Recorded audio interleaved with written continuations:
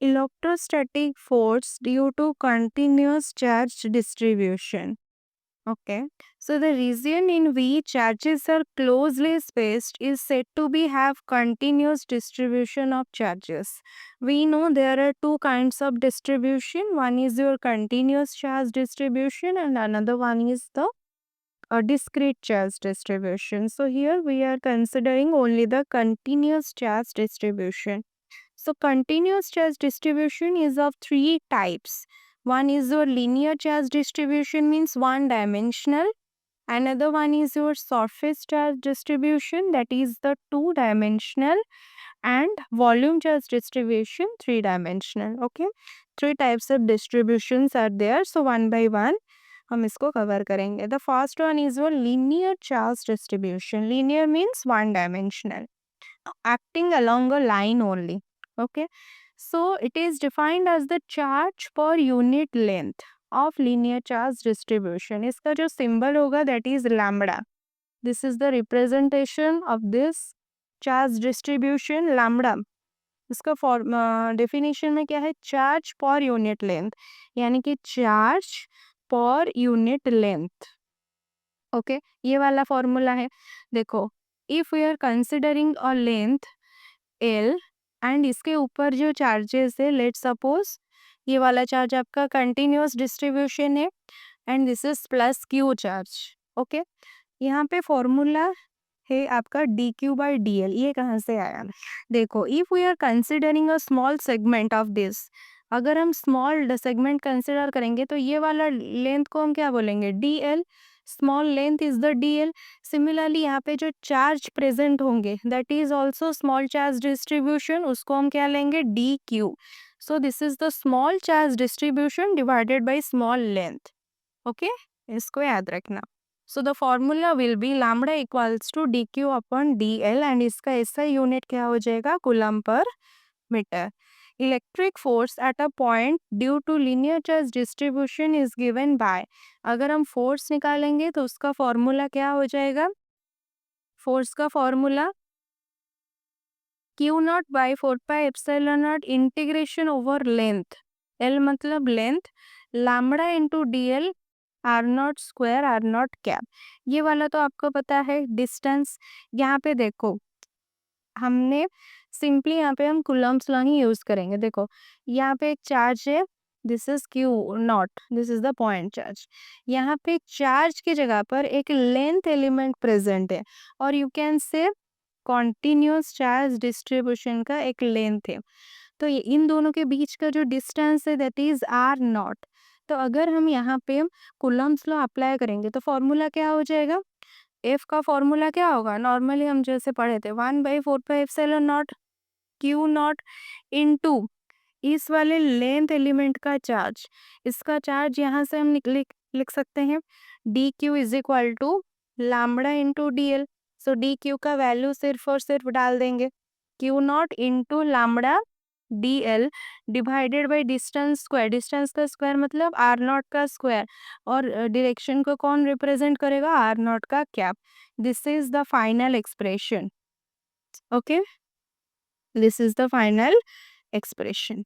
इसको याद रखना, ठीक है. तो ये वाला चीज कैसे आया, Q naught divided by 4π ε0 integration over L.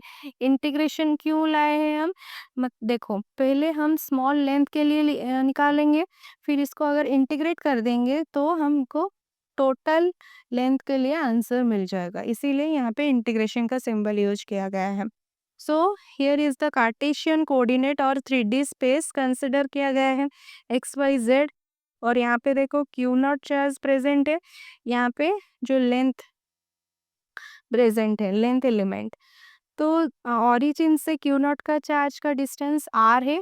यहाँ पे ऑरिजिन से ये वाला लेंथ का जो डिस्टेंस है वो that is given R dash, and इन दोनों के बीच का जो डिस्टेंस गिवन है that is your R naught. Okay, I think सबको ये वाला चीज क्लियर होगा. नेक्स्ट देखो, वेयर आर नॉट क्या है, आर नॉट को हम ऐसे लिख सकते हैं. आप देखो, देखो इसमें हम क्या यूज करेंगे, ये वाला डायरेक्शन, इसका डायरेक्शन, फिर यहाँ से आया, फिर अगर ऐसे होता तो यहाँ पे प्लस सिंबल आता, लेकिन इसका जो डायरेक्शन है आप देखो, ये वाला ऐसे ऐसे ऑर्डरली नहीं है, यहाँ पे ऐसे आ गया। तो हम क्या लिखेंगे, आर नॉट का वैल्यू इक्वल्स टू क्या हो जाएगा, R minus R dash, R minus R dash using triangles law. Okay, so r naught equals to r minus r dash. r dash is the position vector of length element. अभी हमने बताया position vector मतलब the distance from the origin to the length element, हाँ, with respect to origin. r is the position vector of q naught with respect to origin. Okay, ये सारी चीज याद रखना है, ठीक है। और यहाँ पे जो आर नॉट है, R naught is the distance between Q naught charge and the length element, इसका वैल्यू क्या हो जाएगा, R minus R dash, R minus R dash. क्योंकि आर का जो डायरेक्शन है, ये वाला डायरेक्शन ऑर्डरली नहीं है, पहले ऐसे हुआ, ये वाला किसका डायरेक्शन था, आर डैश का डायरेक्शन था, फिर ऐसे आया, ये वाला डायरेक्शन आर नॉट का, बट इसका डायरेक्शन जो आर का डायरेक्शन, इसका एरो चेंज हो गया, वो ऑर्डरली मेंटेन नहीं हो रहा है, इसीलिए इसका जो फॉर्मूला आएगा R naught equals to R minus R dash. Okay,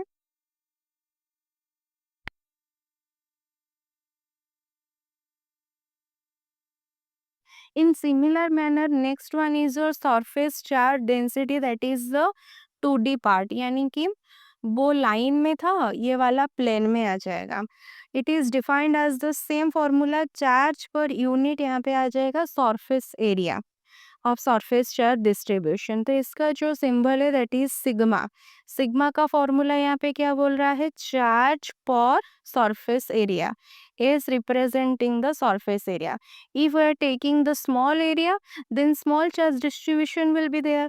तो ये वाला फॉर्मूला हो जाएगा dq by dx, और इसका unit coulomb per metre square, area का यूनिट क्या होता है, मीटर स्क्वायर। सिमिलरली अगर हम फोर्स निकालेंगे तो यहाँ उसकी जगह पर सिग्मा ds आ जाएगा, जहाँ पे लैम्बडा dl था, और यहाँ पे सरफेस इंटीग्रेशन आ जाएगा, वहाँ पे लाइन इंटीग्रेशन था। बस इतना ही याद रखना। और यहाँ पे भी सेम वही चीज आएगा, R naught equals to R minus R dash.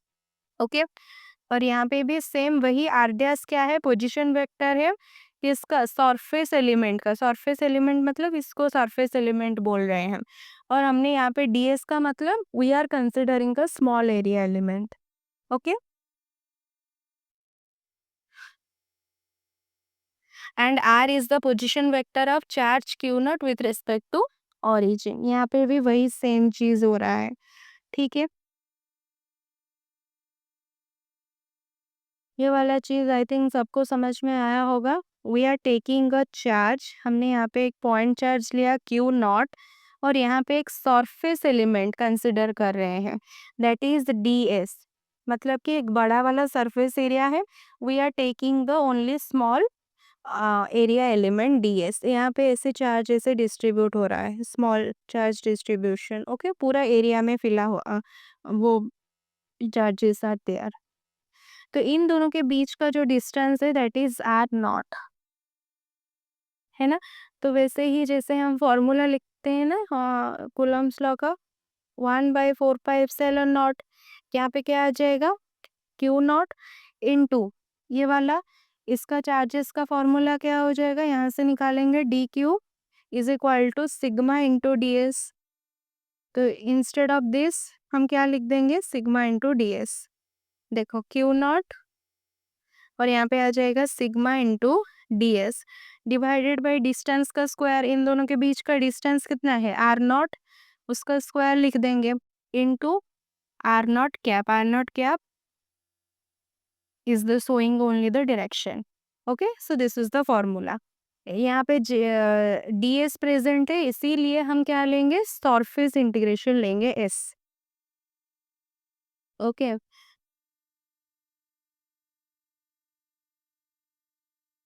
Similarly volume charge density क्या हो जाएगा? It is defined as the charge per unit volume आ जाएगा और वॉल्यूम चार्ज डेंसिटी यानी कि Q डिवाइडेड बाय V होगा।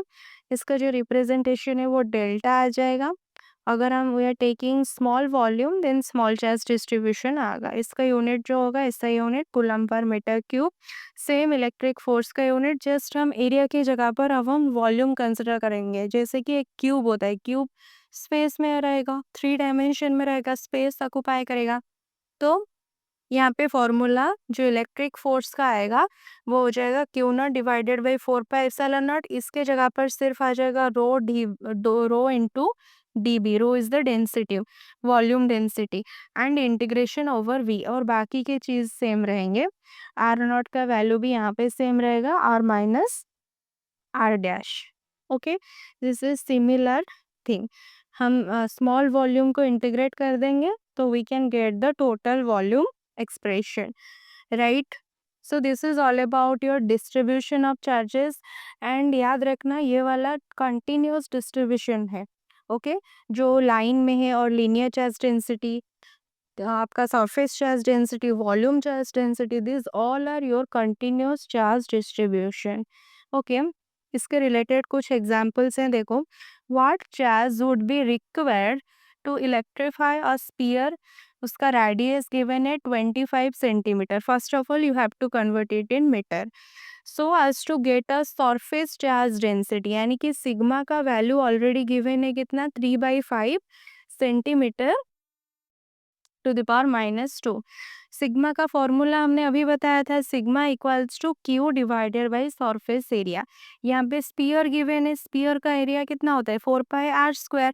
सो you have to find the what charge means Q का वैल्यू। क्यू क्या हो जाएगा, sigma into 4 pi r²।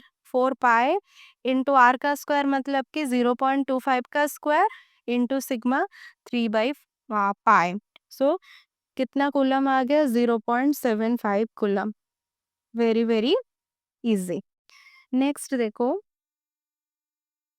The radius of gold nucleus, यानी कि जेड आपको गिवन है 79, उसका रेडियस कितना गिवन है, 7 into 10⁻⁻15 metre. Assuming that the positive charge is distributed uniformly throughout the volume. अच्छा, दैट मीन्स कि ये वाला आपका वॉल्यूम चार्ज डेंसिटी का क्वेश्चन है।